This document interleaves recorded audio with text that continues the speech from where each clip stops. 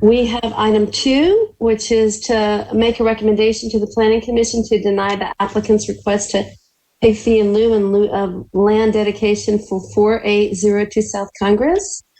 And we have Scott Grantham, who's a principal planner. Is Scott, are you there? So board members, this is Kimberly McNeely, and as Scott is moved over along with the applicant, I just wanted to give you a little bit of information about this particular. All right, we want Grantham B2. I beg your pardon?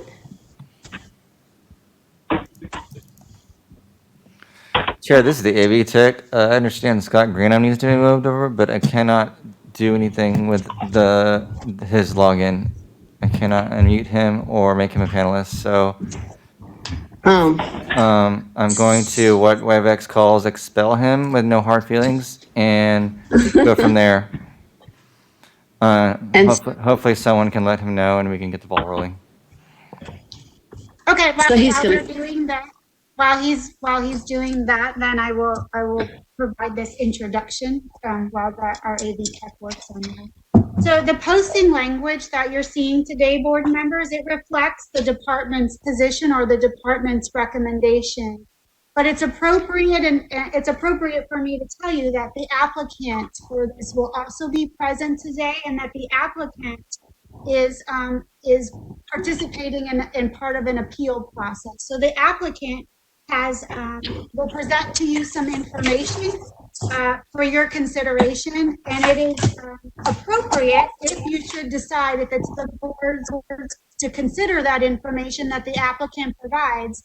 And absolutely, this board can always make an alternative recommendation to what is posted. So I'm going to make sure that you realize that this is an appeal process. It's part of the parkland dedication requirements, that if the Parks Department and the applicant are unable to come to a resolution, that the applicant has the opportunity to appeal. And so while the posting language specifically reflects the Parks and Recreation Department's position or recommendation, the applicant will also be presenting to you information for your consideration, and you absolutely can consider an alternative recommendation than what is posted. I just wanted to make sure that we made that abundantly clear so that you realize what is before you today and the options that you may have. Great, thank you. With that, I'm sorry. I was just going to say thank you for that clarification. Yeah, and I just, Scott, so Scott says he's coming back. He has messaged us that he's coming back. Okay. Okay. That has worked for him. All right. Well, we'll wait. I wish I was like a great singer and I would serenade everyone, but that's just not possible for tonight. Sorry. you could still try. I think. Yeah, it'll be more enjoyable. Yeah. Yes. Yeah, turn on that karaoke music and just, yes. So I don't think I'm prepared for that tonight. But thank you for the encouragement, board. Well, maybe next time, Director. Yeah, maybe next time. Okay. Well, unless somebody else wants to break out into song, I guess we'll just. Chair, if anyone can communicate with Scott Grantham, I recommend he calls in because I still cannot do anything with his name. Thank you. Okay. Did you hear that? Yeah, I'm communicating with him right now. Okay. I can text him too. I just did. Yeah. Okay. He says I'm on the call line too.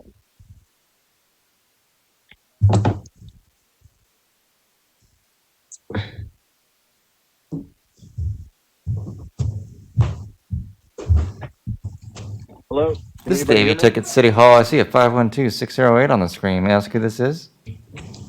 Scott Grantham. Good to have you, sir. All right, you're here now, and proceed. Thank you for calling in. I'm going to turn this over to Scott. Thank you. Yes, we're glad you made it, Scott. We're ready for you. Hi, and there are hard feelings, by the way. Hello, everybody. It's Scott Grantham. and thank you for your patience. Is my presentation pulled up? Yes. Yes. Yes. Okay, good. I'm participating by audio only, which is fine by me because I'm going to be sitting in front of my my presentation, which is the same as the one that you've got, and someone from AV is controlling that. Yes, sir. Okay, thank you. Yeah. So good evening, everybody. Scott Grantham with Parks and Recreation Department, and this is an appeal of the parkland dedication requirements for 4802 South Congress, which is a site plan. Next slide, please.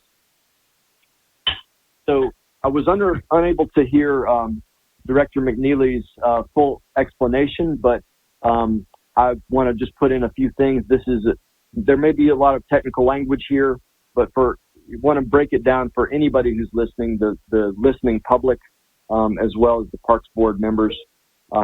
Essentially, this is a case, a site plan case where PARD is requiring land dedication and the developer has requested to pay fee in lieu. This is a case that is being appealed and it's going to Planning Commission on February 9th. So Parks Board this is the first stop, and Parks Board has the opportunity to make a recommendation to Planning Commission regarding this.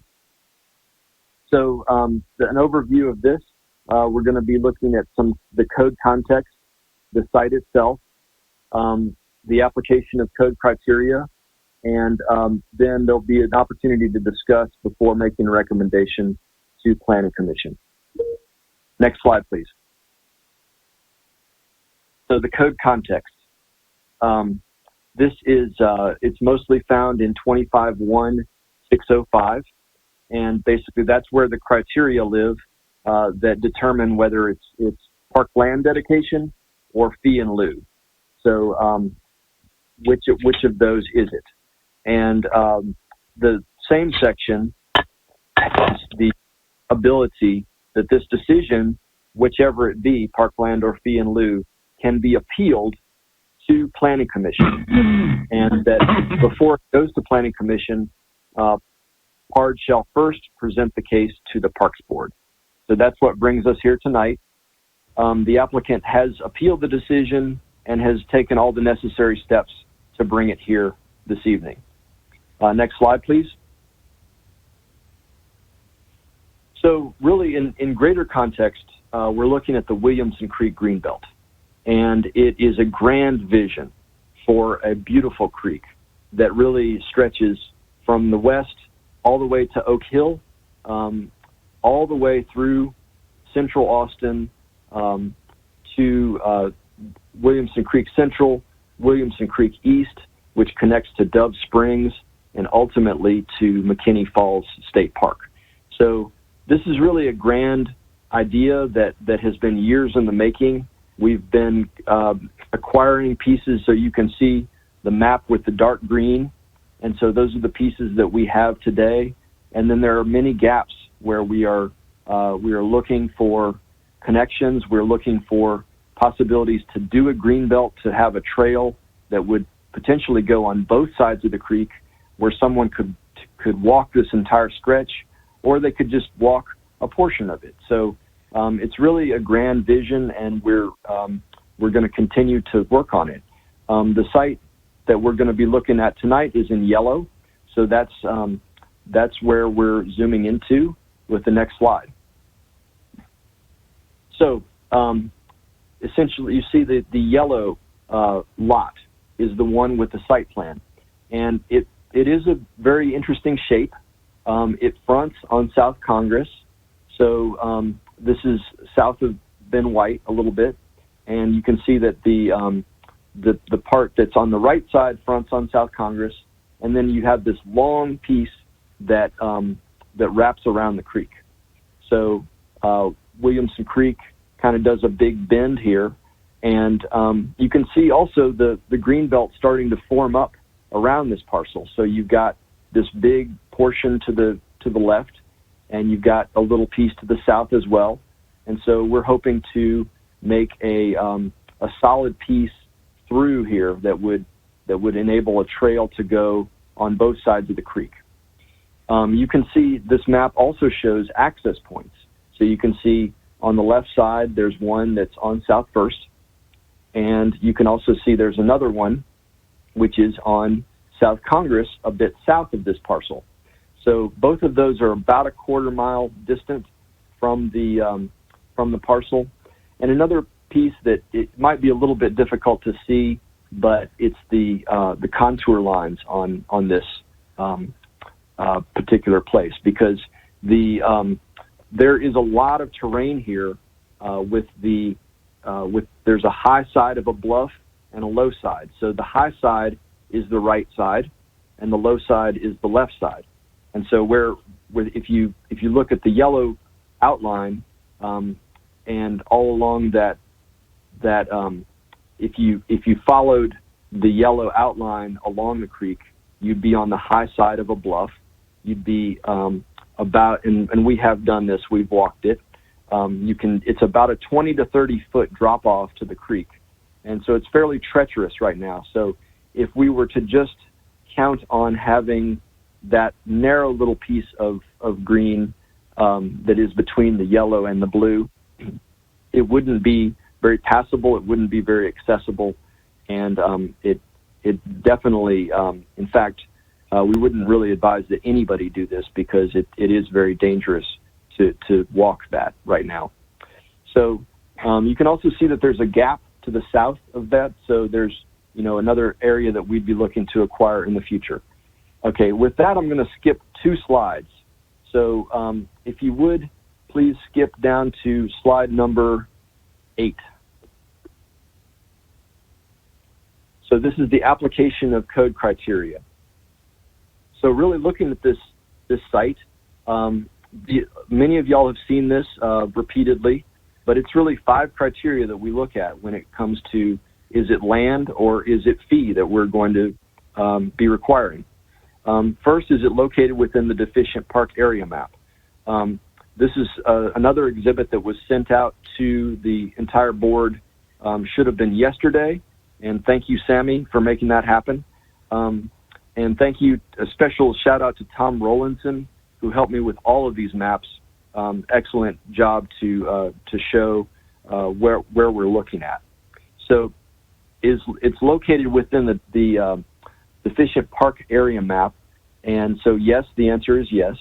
That map is updated regularly, and it is on the property profile, so it is a public map, and that is the official version that's on the property profile. Is adjacent to existing parkland? Yes, it is.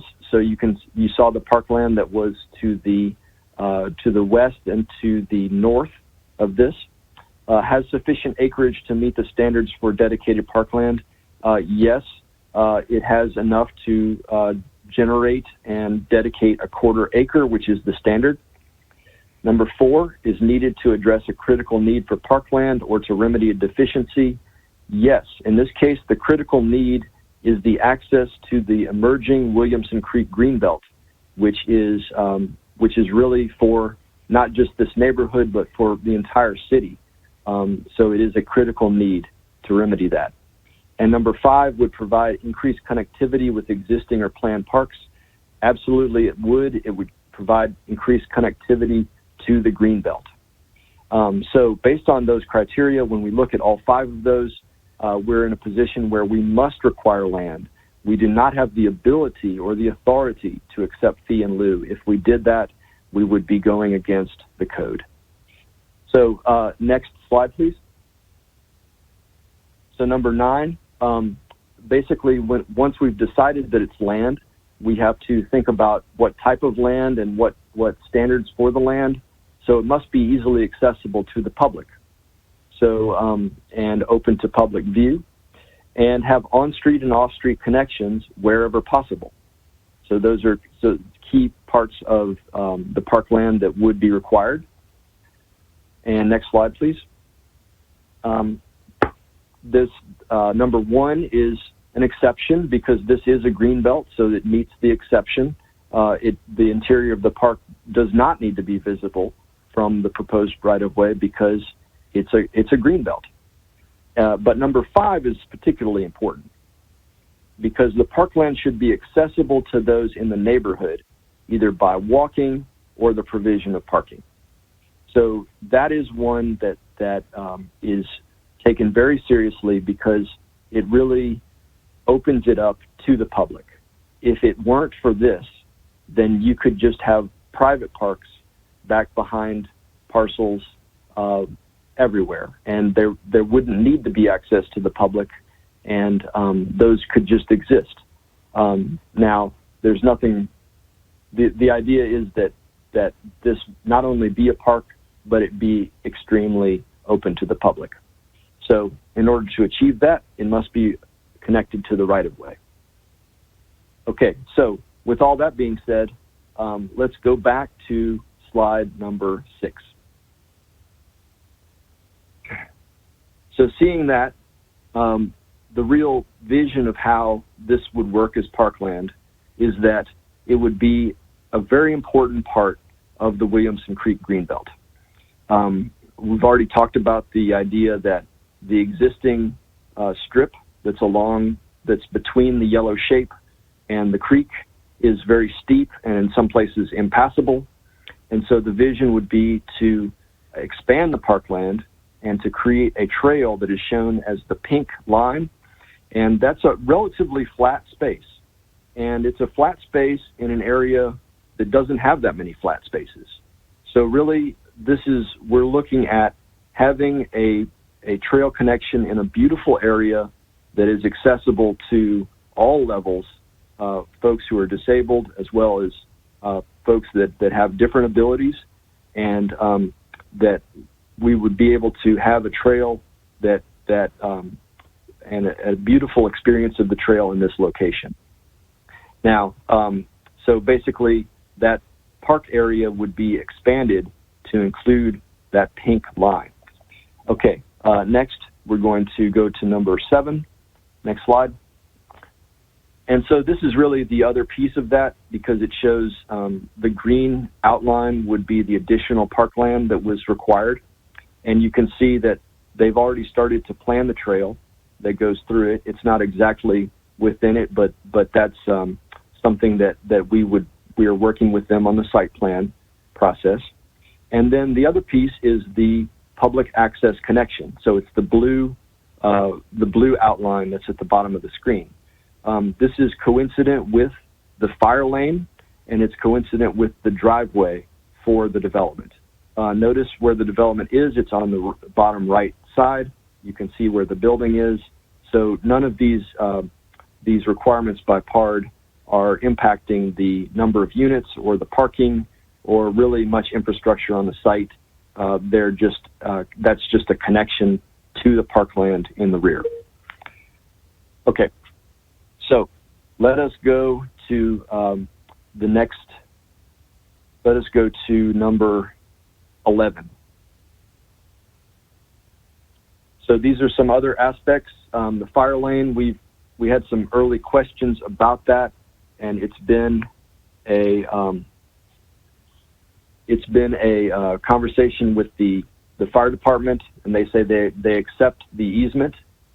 They accept the idea that there be a public access easement there as long as there was no modifications to the fire lane in the future. So we have that's not going to be a problem. This is also an urban trails master plan, identified trail as a tier 2 trail.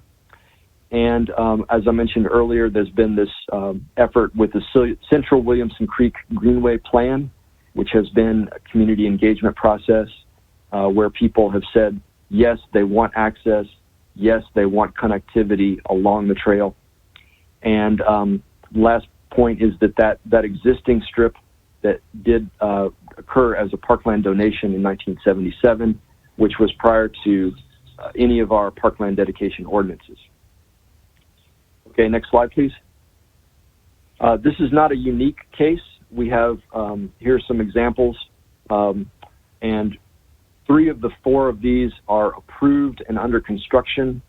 The 4th is 1311 South Lamar, and it has been agreed to by the applicant to do an easement of this kind to connect to the rear of a site where there's a there's parkland, there is a green belt.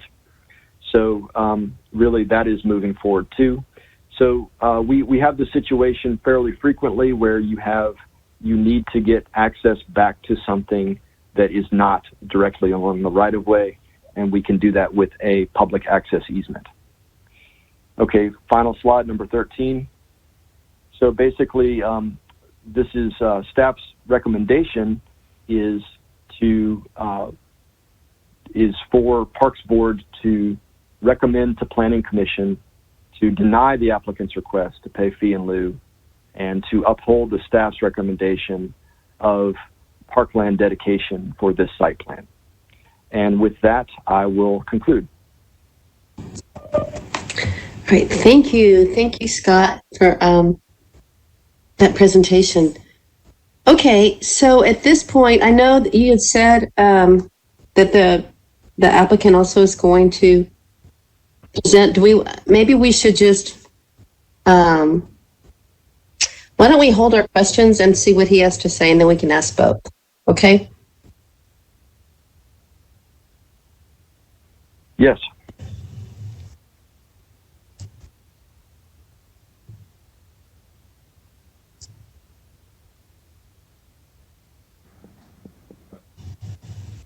So do we have, I'm sorry. Chair Lewis, we are bringing up Yes. Mr. McCone and his documents. Okay. Mr. McCone is calling on the line just like Scott was, so give us just a second to get him unmuted and then get his documents pulled up.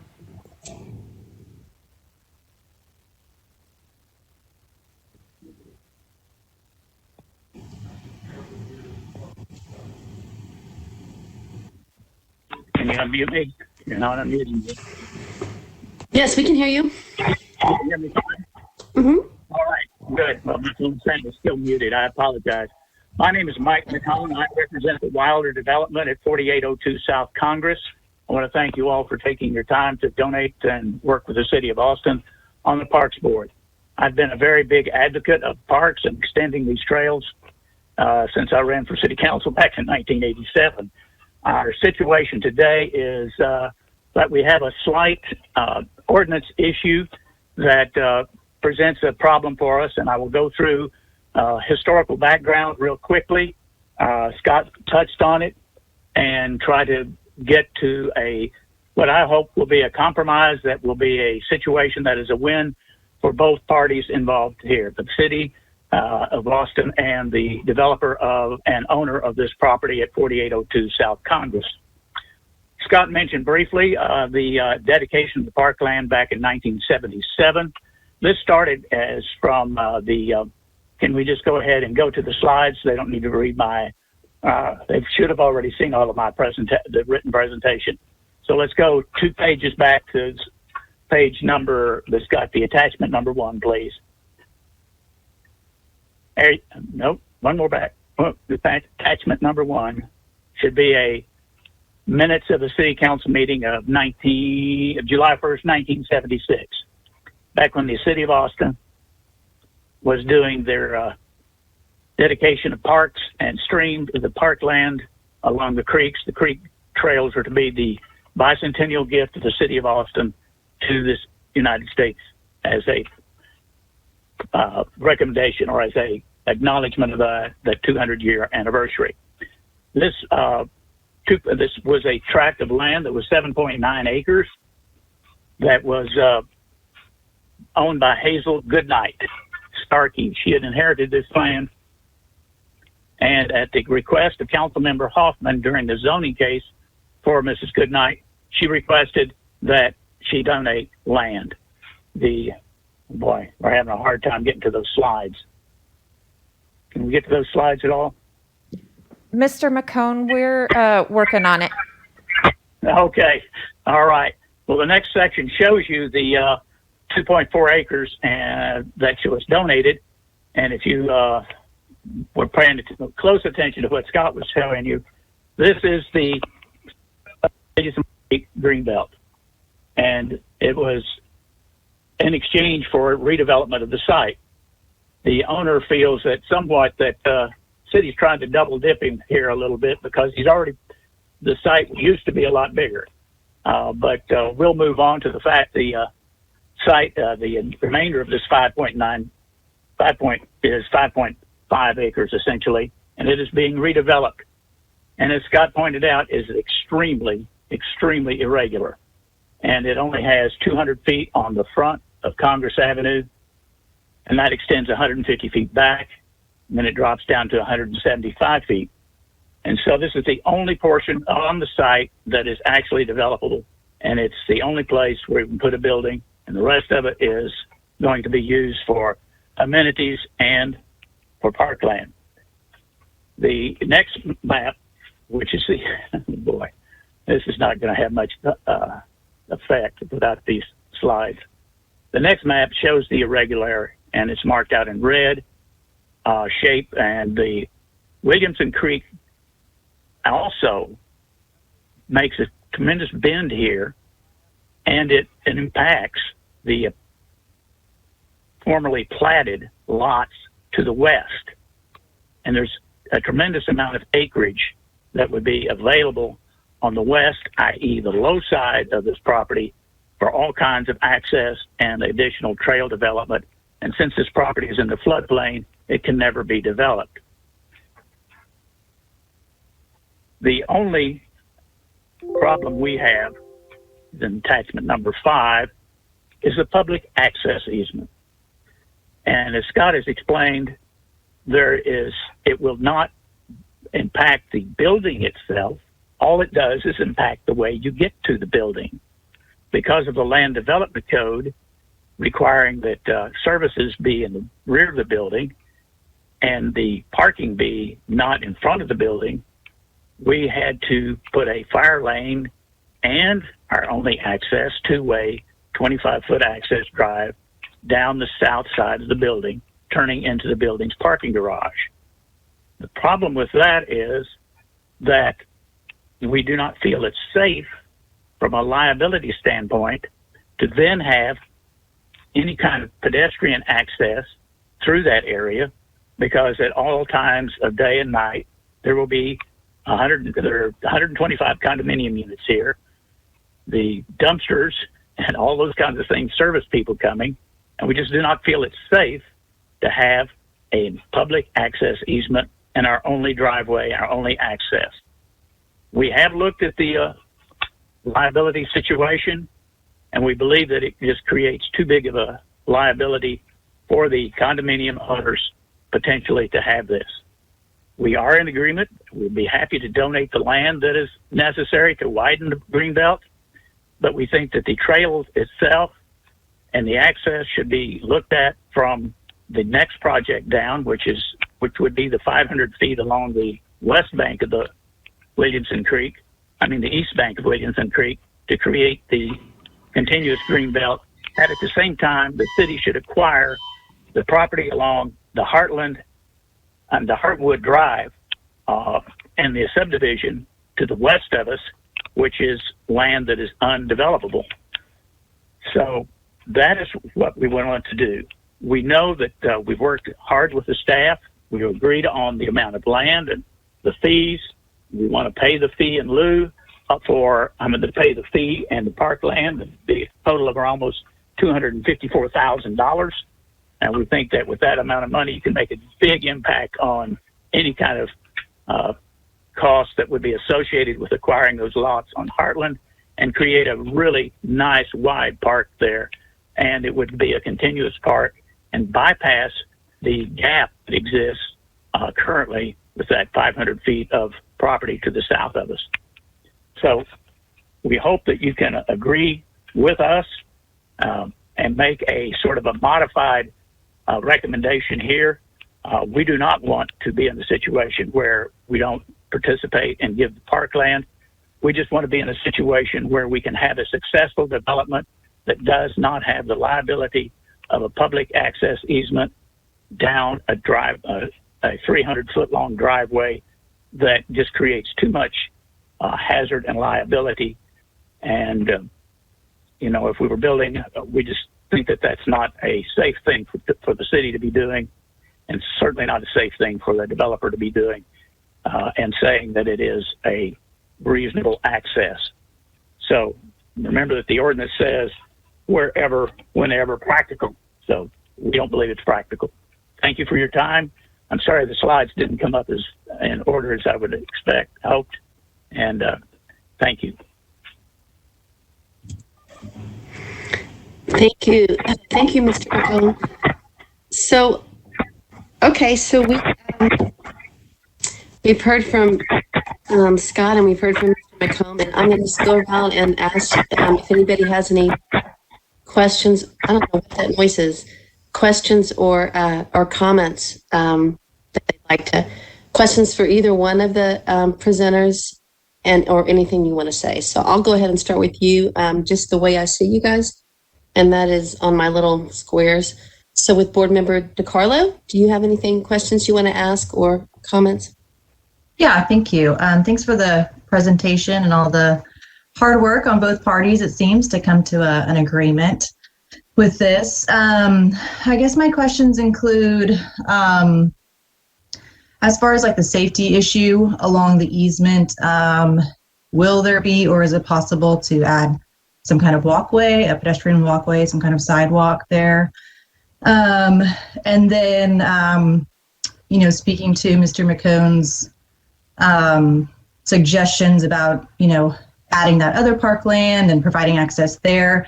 I guess my question is for park staff, like, have y'all looked into, you know, what that could look like, possibly providing access elsewhere or in that maybe newly acquired parkland at some point in the future? Goes to Scott. Is it Mr. Grantham? Anna?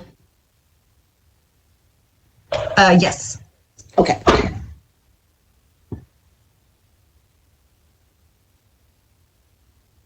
Hello? Can y'all hear me? Hello? Yes. Yes, yes. Okay, thank you for your question. So if I understood your question correctly, first of all, have we looked at the safety aspect of being able to make that driveway safer? And so, and the answer is yes. We have some examples of that where we've looked at having surfacing and really traffic calming devices that indicate to drivers, hey, you should slow down. There are pedestrians present. So that example is being followed on 1311 South Lamar and other locations. In terms of the liability question, we've consulted with our legal team, and if AV could queue up Mary Marrero and see if she can maybe address this a little bit. There is a pretty strong, I guess, first from an urban planning position, we are an increasingly compact and connected city. We actually have public access easements that run everywhere, run crisscross the city, and essentially they are very important for being able to achieve that connectivity, so that pedestrians, for instance, don't have to walk long ways around to get to their destinations. And I think Mary, is Mary available to speak to that Texas statute? I'm here. Can y'all hear me? Yes, yes. Great. Hi, my name is Mary Marrero. I'm an assistant city attorney. And yes, I did. Scott asked me to look at the liability concerns that Mr. McCone had raised.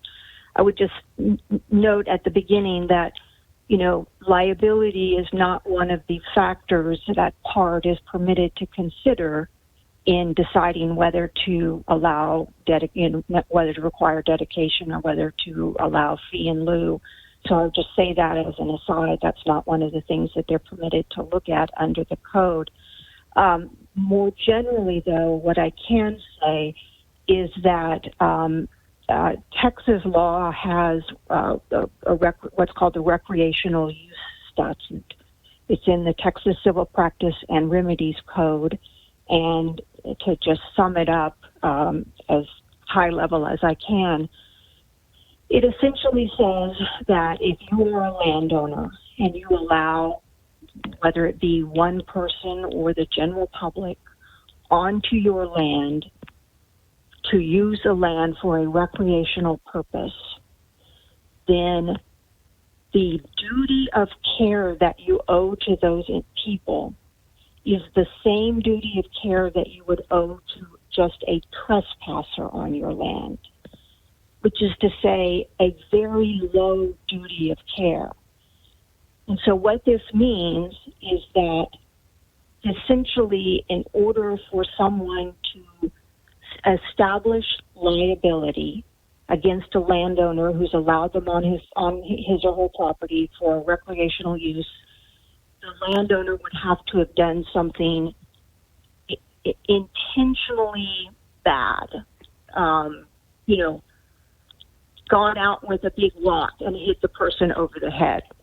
That's a silly statement, but they would have, simple negligence would not be sufficient to make a claim against a landowner in that situation. The landowner would have to do something deliberately and intentionally to harm a person on the land.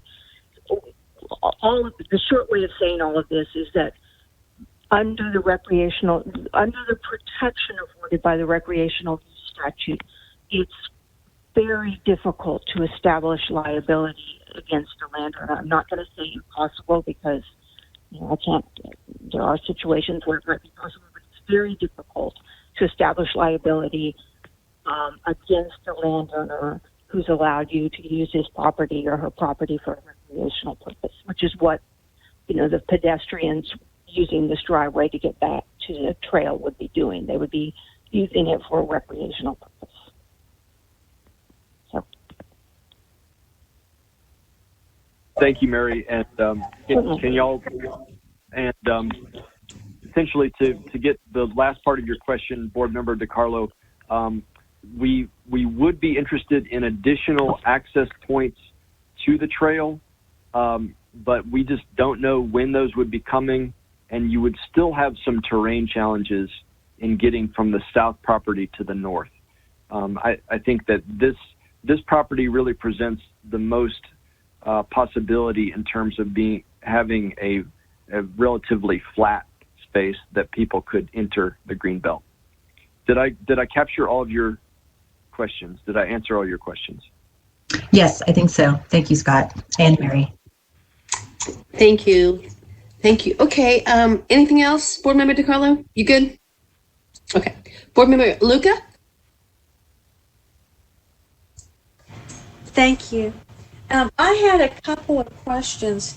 The first question was around the comment that the applicant made early on that there was already land donated toward park purposes in the original, I guess, subdivision or tract of land.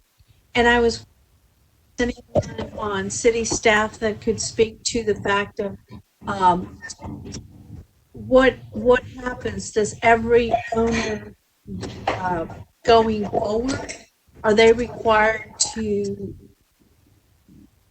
provide more land or fee-in-lieu? And does this how far does this continue? Now, obviously, as properties are getting subdivided, then at some point they won't qualify and the dedication in the size requirement for the land dedication.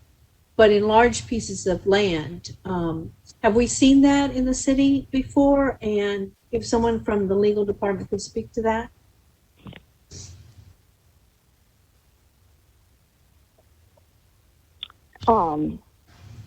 Scott, did you want me to go ahead, or? I might just tee you up, Yes. Mary, by saying Please that do. Yeah. we kind of thank you, Board Member Luca. If I got your question right, it was that in sort of multiple, if multiple sites come in, is every site is every site subject to parkland dedication? In this case, we always look at criteria. So we come back to the criteria. We say, is it park deficient? Is it adjacent to parkland? And those will guide us. But Mary had some notes particular to the transaction that Mike McKeon referred to that happened in 1977. Yes, because my question was more around if an applicant comes and they want to develop a portion of their tract and they're required to dedicate land, and then somehow the land changes ownership, and then the next owner wants to develop the land, are they required to again dedicate more parkland to develop the same piece of property, just in another a phase of development? Well, we would start with the criteria. We would look at the deficiency. We would look at all of those things. And if for instance, if this is a kind of an abstract case, if the first landowner dedicated parkland and it served the park purpose, there was no more critical need. Let's say it was a neighborhood park. Then the next time it came in for redevelopment, then parkland would have already been satisfied. But they might, that second case might pay fee in lieu. In another instance, you might have a situation like this one where you have just I think maybe the best answer to this is that each project is different, and we have the PLD ordinance to guide us with regard to there being a parkland requirement that is particular to what is proposed on the land. So in that old case, you had commercial development, which does not trigger parkland. And in this new case, we're talking about having actual units on the land, which does trigger parkland dedication. If I could, this is Mary Marrero, if I could just add just kind of feed off a little bit what Scott just said. The requirement to dedicate parkland or pay a fee in lieu is triggered by the filing of a site plan or a subdivision plan to build residential units. And so the answer to your question, Board Member Luca, is that if the property is currently developed, is currently got residential on it, and as part of that development, the landowner gave dedicated parkland at the time that residential was built.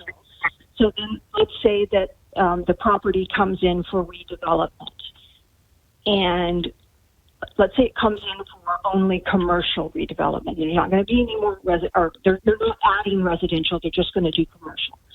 So parkland dedication is not triggered.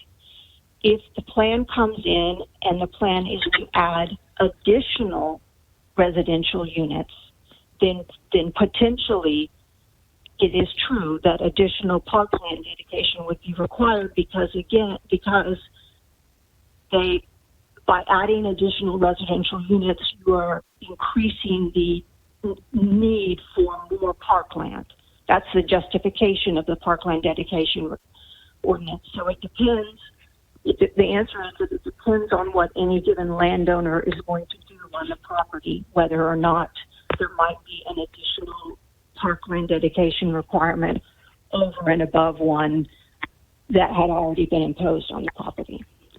So I hope that answers your question. Right. And Board Member DePalma, did you want to add something to that? I thought you raised your hand. Yeah, but Mary Marrero had answered. Okay, perfect. It was that delta. The delta on, our parkland, based upon now, whatever the delta is between what was residential before, residential now, and that is what gets calculated as far as our current parkland dedication ordinance.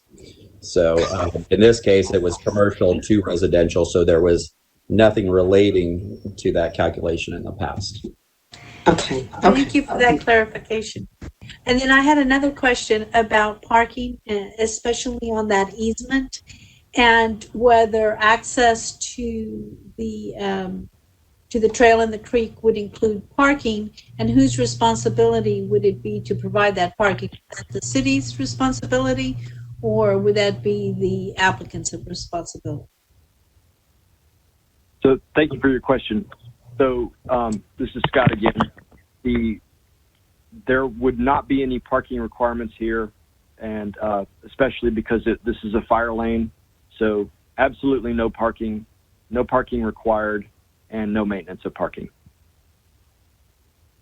Now, one thing is that I should be clear that beyond this driveway, there is the access easement would go beyond the driveway, and so it would be important periodically to be able to get a city vehicle back behind the driveway to be able to maintain that portion of the trail. But that would be a very rare occurrence, and it would not be a matter of it would just be a matter of parking one big truck back there. Okay, and then I see that it is near a neighborhood park that's called Back Bend Neighborhood Park. I'm not familiar with that park. Is there parking for that park? Is it no? There is a little bit of parking out there. I saw that when I went with Board Member Mason Murphy. Yes. Thank you. Okay, Board Member Morgan, do you have any questions? Okay. You're mute, but I got it. No, right? Okay. Board Member, moving on to Board Member Mason Murphy.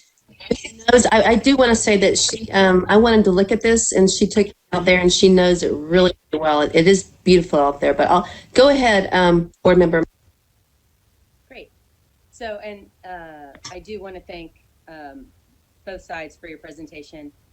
I do know this area very well. I've been hiking in Central Williamson Creek for about almost 15 years. And I took Chair Lewis out there.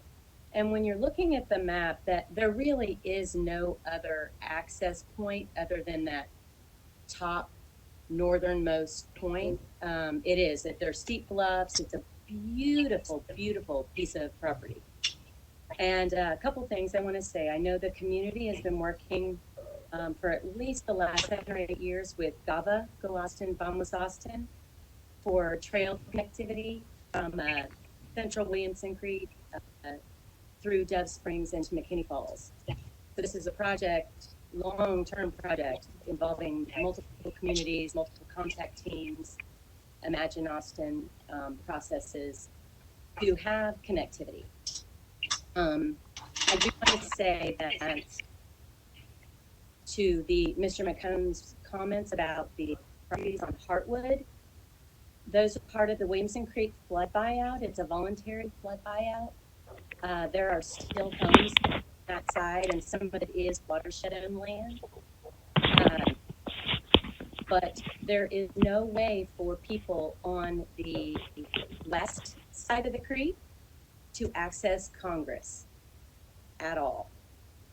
And this point right here in front of this property, or this proposed development across the street, is a newly renovated Battle Bend Park, and Battle Bend has increased their access points to Williamson Creek. So that neighborhood is already ahead for increasing access to the community. So I just wanted to say that. Property is also, you just have to put in a point that it is upstream of the flood by properties. and it is mostly riprap.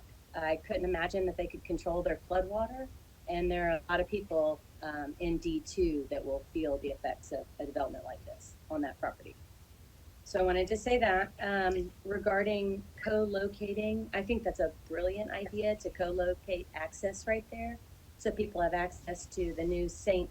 Elmo Market, which is just up the street, and the Bergstrom Spur, which is the rail trail that's in process from, basically it crosses Congress right there and goes to the airport.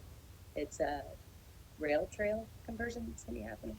A lot of things happening for people to have access, and this really cuts off an entire side of the city without permitting access and utilizing that park, in my opinion. So, and I think that's it. Those are my comments about this. Great. Thank you. Thank you, Board Member Mason Murphy. Okay, Board Member Taylor, do you have any questions or comments?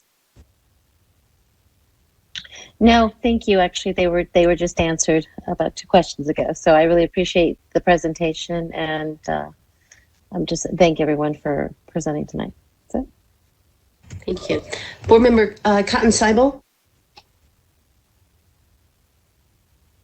Yes, I want to go back. One thing that Board Member DeCarlo said strikes me too, and it did not get answered in the follow-up. What is there room for a sidewalk next to this access that they're worried about? I mean, I can understand the worry about people walking through traffic, but I also understand the need for it to be in this location. And I wonder.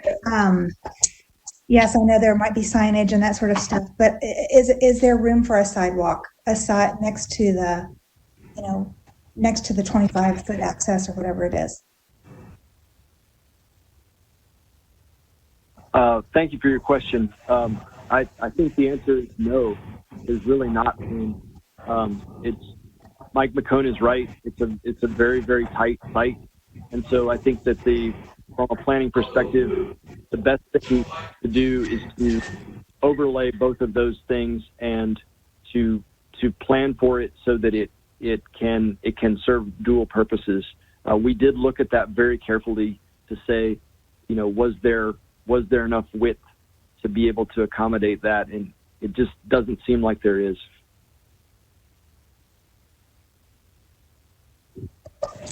You're muted. Thank you. Is there a way to put an actual, not just like paint on the ground?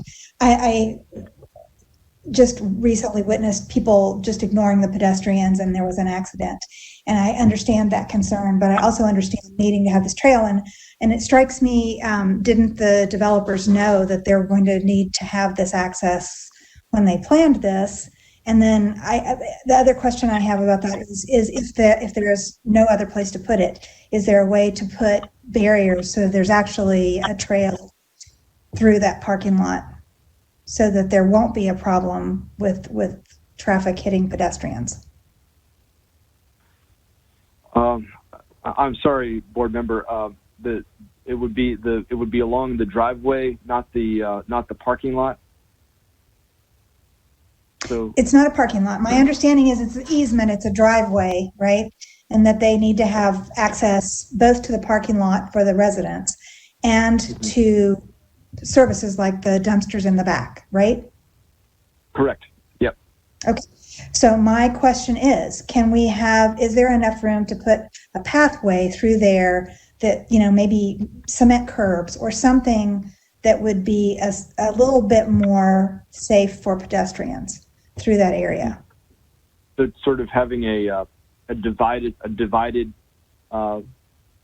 lane, so to speak. Yes, not even a whole lane. I mean, pedestrians need 2 passing space, so maybe it's a narrow lane. But I'm just wondering, like a bicycle lane size, that's what I'm wondering. Is there room to do something like that? I'm just going to have to say no. I think that there are types of pavers that can be installed. We've used them in different places, and there's a lot of work on designs like this, and they're used sometimes here, and we've learned a lot from some international examples. And one design is called a Woonerf, where basically it's a shared pedestrian vehicular lane, and basically there are as many signals as that we can. It basically signals to the cars that, hey, you need to slow down. There are pedestrians here.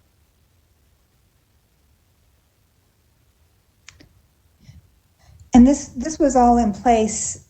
Is this already built? The apartment, the condominiums? It's not built yet. No, it's not built yet. So the developer is aware that there needs to be some sort of access, like I don't know, it strikes me that there could still be some changes made to the site to accommodate pedestrian access, is my thought. Yes, absolutely. And we're very interested in working closely with them to make sure that this is safe, to make sure that it's going to work for them and for us.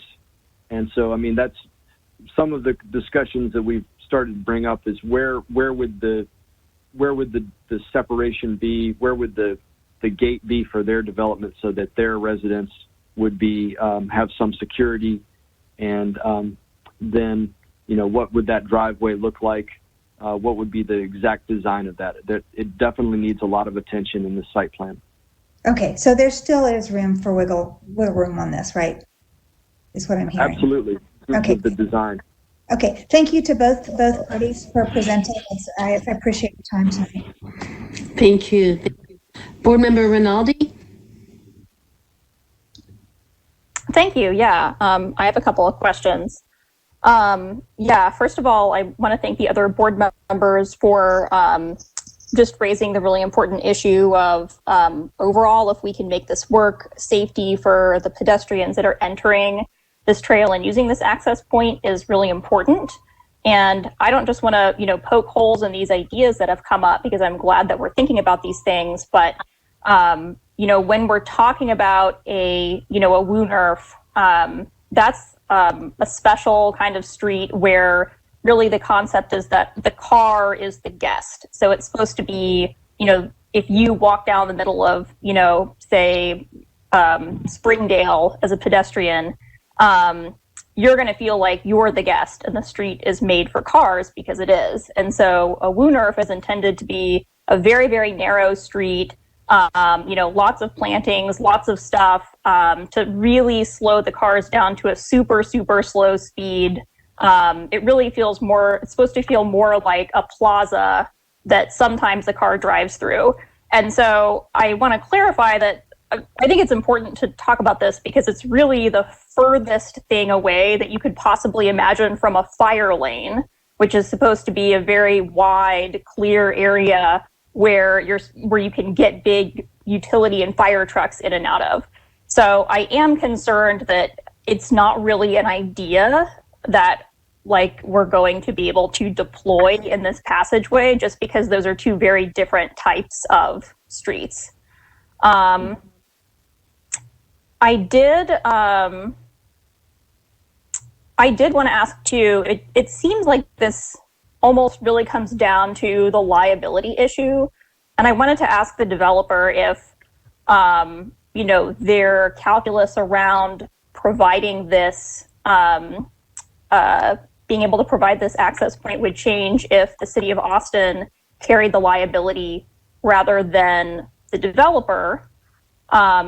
And then a question for the city staff is, what is the general practice around liability in these public access easements?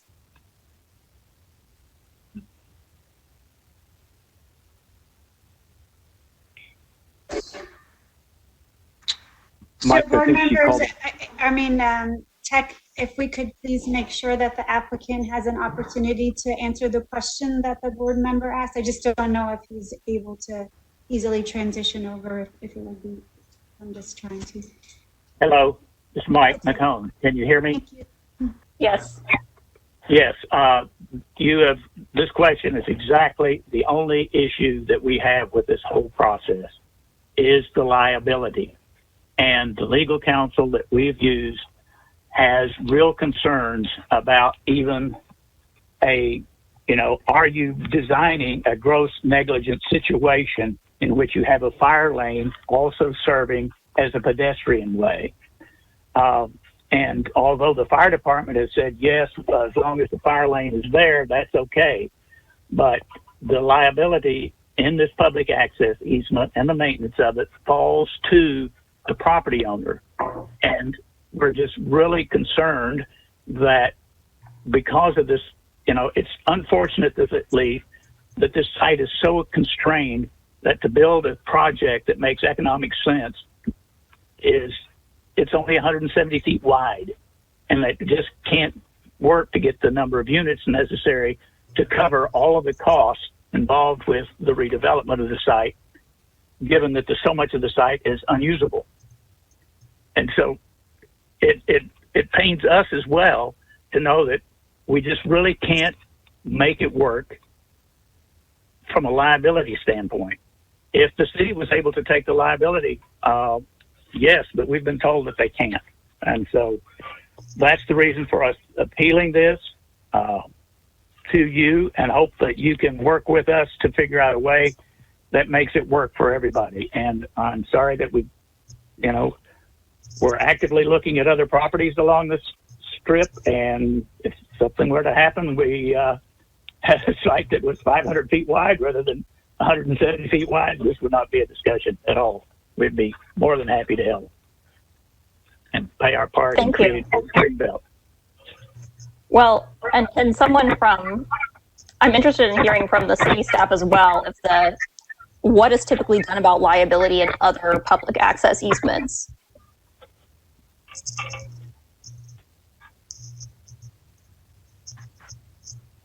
So board member, I believe Mary will answer the question about liability.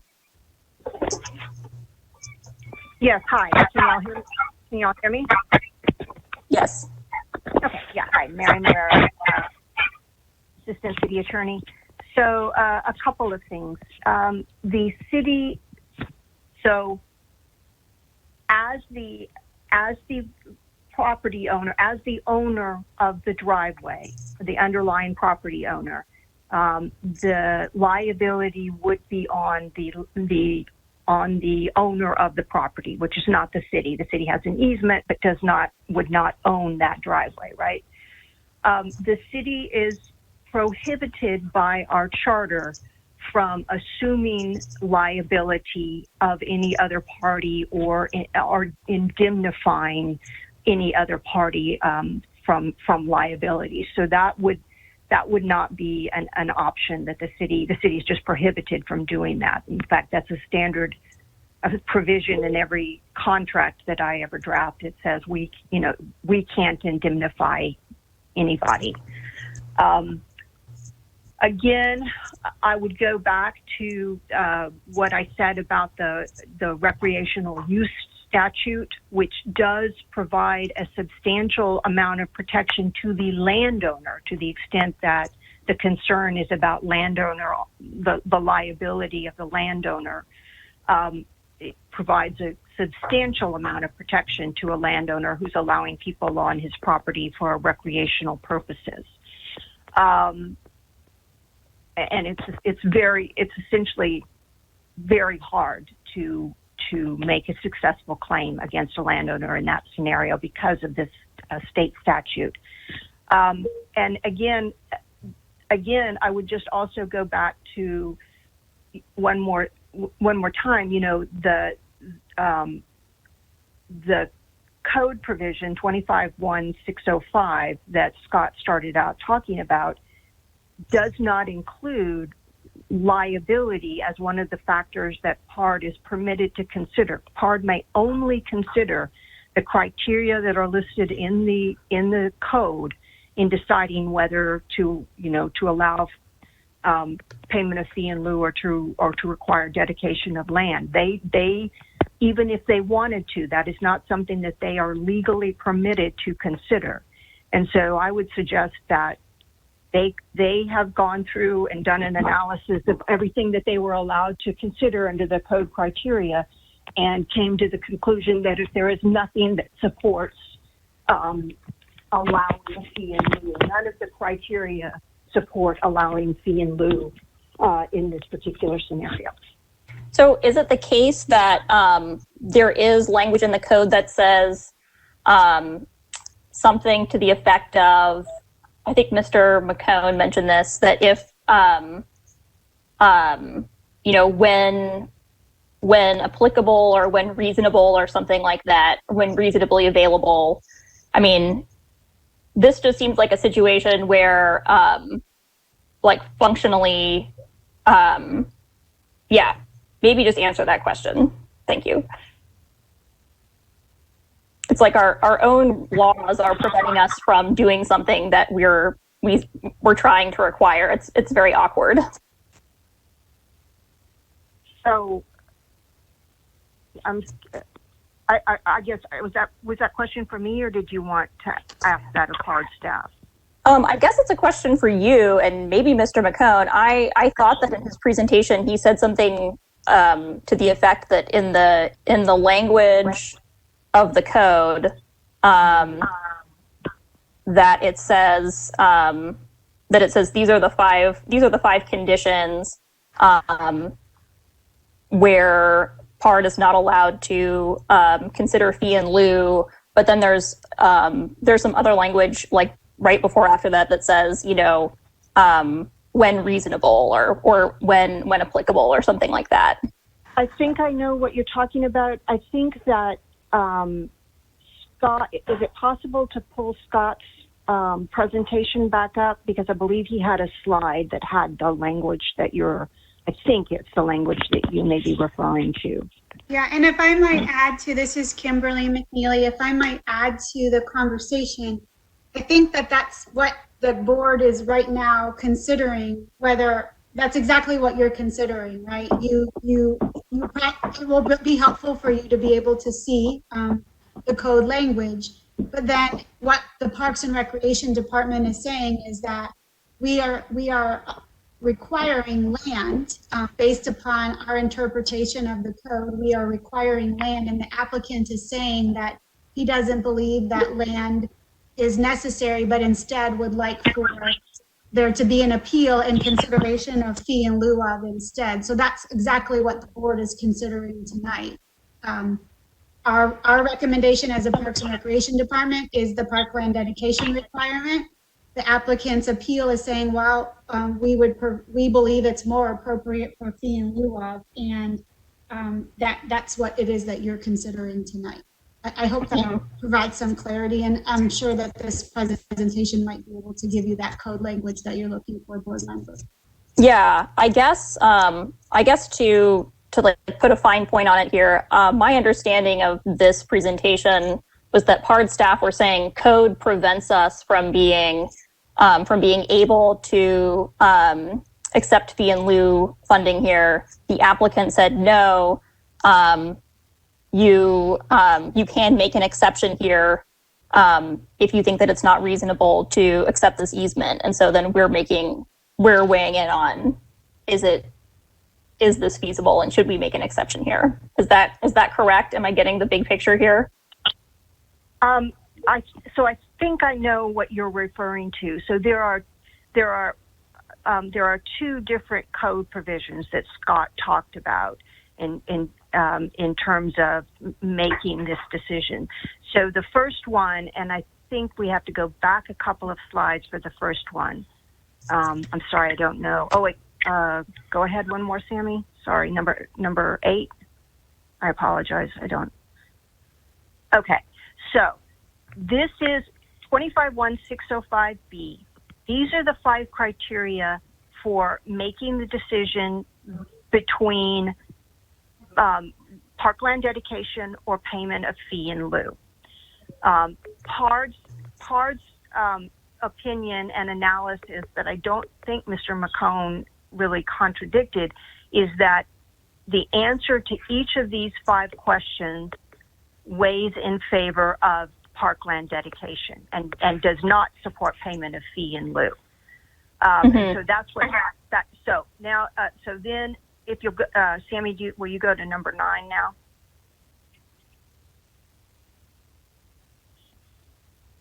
This is a separate code provision that just talks about in general, the standards for dedicated parkland. So this, this applies whenever, whether or not you're talking about the decision, this applies whether you're talking about fee in lieu versus dedicated parkland or just talking about dedicated parkland. These are the criteria that land that is going to be dedicated as parkland has to satisfy.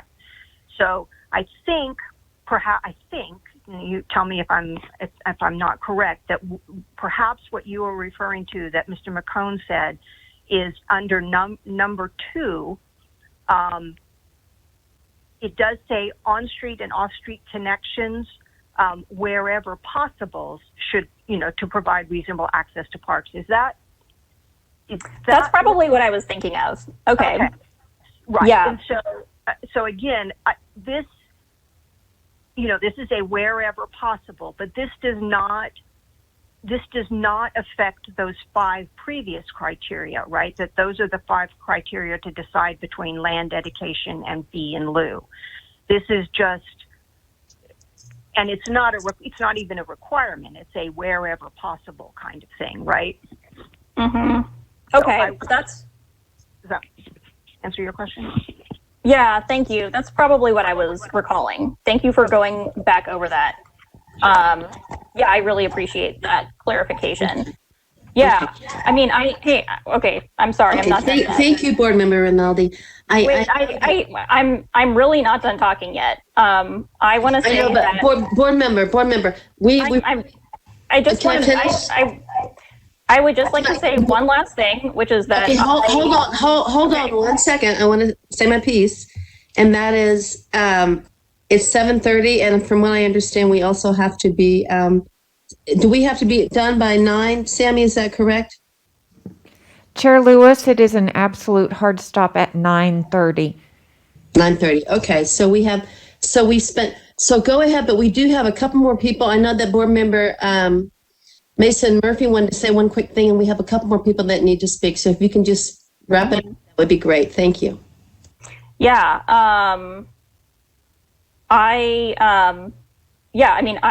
I see this as a really, really important piece of this parkland that needs to be dedicated. I think it's really important to have access to these kinds of trail amenities, and I would really like us to find some way to make this work for pedestrians that are coming in and out of this park. Access to the green belts is super important, and thank you for bearing with me in my lengthy quest for clarification. I'm always trying to balance, should I dig deeper until I really understand it, or do I just need to cede the floor because we need to move on? So thank you for your patience, everyone. No, and you certainly have the right to do that. It's just we always have these time issues, and so I just want to make sure that everybody gets a chance to ask. And this is obviously generating a lot of good questions and discussions. So, but let me just see if we can get through real quickly. Board Member Mason Murphy, did you want to add something really quick before? Pardon? How many feet are we talking about where we have to co-locate the pedestrians and the cars? I think it's like 150 feet, maybe. Do you know how far back it is, parking garage?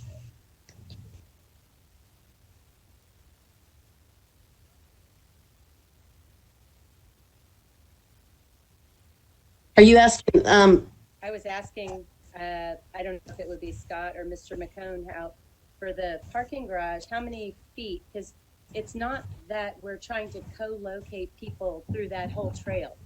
It's just to the parking garage from Congress.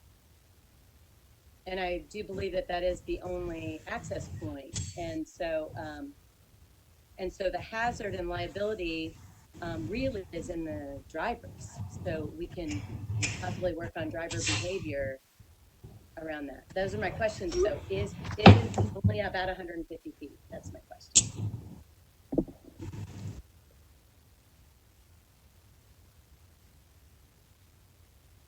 Scott, are you? I'm here. I'm doing a quick measurement on my end.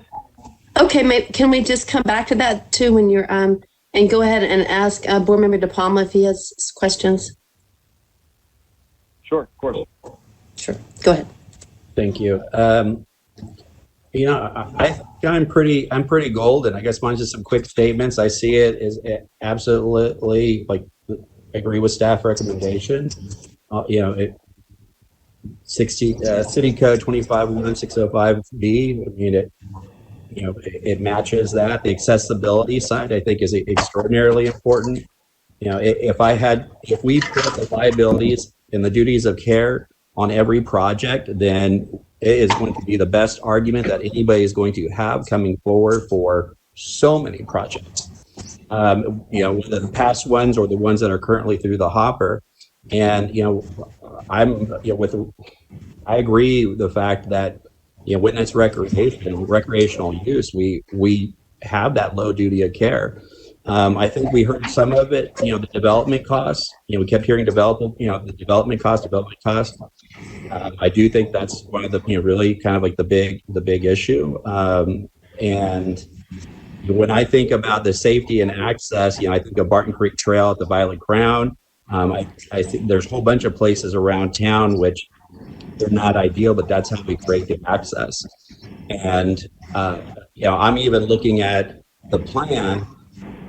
And, when I see the private common area with 22,000 square feet space just north of it, and if we really worried about creating access, we can create access right through. I mean, it seems like, revise the program plan and, create it through here. I think the solution using the fire lane is a very thoughtful one for anybody who is doing a development in Austin. I think that is really going over backwards in order to make something happen. So I think it's a great compromise to be able to do that. I'm not sure if we would have done that in the past, frankly. And so those are really my statements. And, I look forward to agreeing and voting in support of the decision made by the department when the motion is made. Thank you. Thank you, Board Member DePalma. Do you have the answer, Scott, for Board Member Mason Murphy? Yes, ma'am. I'd say that the measurement is closer to 225 feet. Okay, great. Okay, Board Member Faust. All of my questions have been answered by the previous discussion. Thank you. Great, thank you.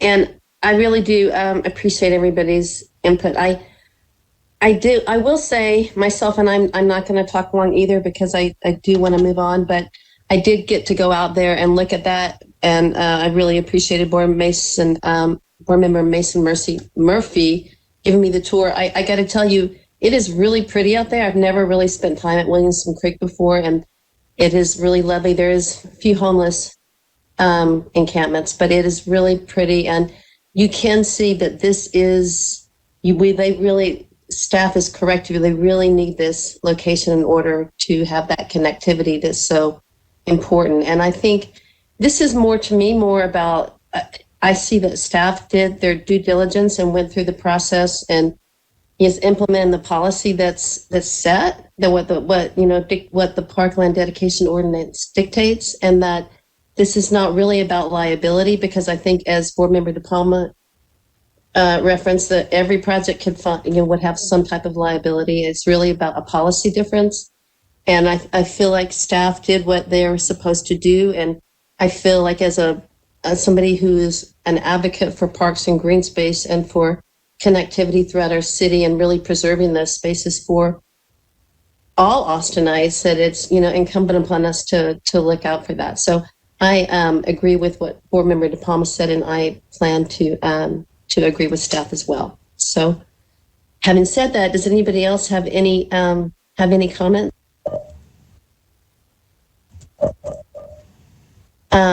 Board Member Mason Murphy, do you want to make a motion?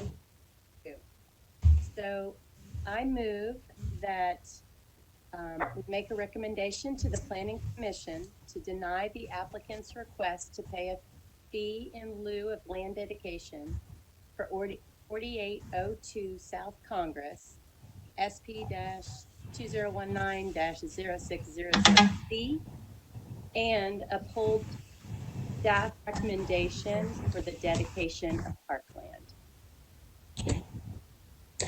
All right. Do we have a second?